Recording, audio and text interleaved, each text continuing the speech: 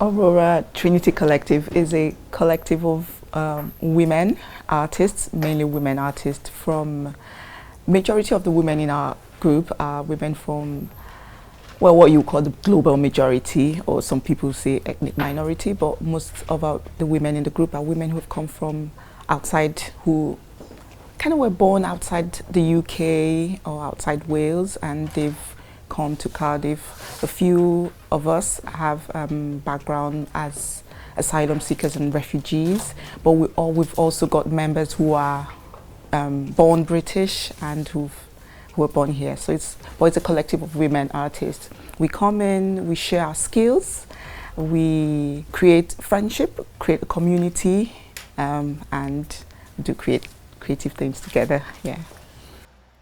The Eisteddfod, we know it's a big deal in Wales, and it's a huge cultural thing in Wales. And being women of, not the majority, we felt we are also part of this community. We are also part of Wales. A lot of us have kind of adopted and taken Wales as our home, and we felt it would be really lovely to be a part of this cultural celebration, and that was why we put in our artwork into the exhibition, and we were accepted, and we're really excited about that, because for us it's really significant, to be recognized and to be seen as part of Wales and part of the Welsh culture. Yeah. We're thinking about creating an artwork that speaks about our care for each other, because that's one thing Aurora is really good at. We create that friendship and community and support.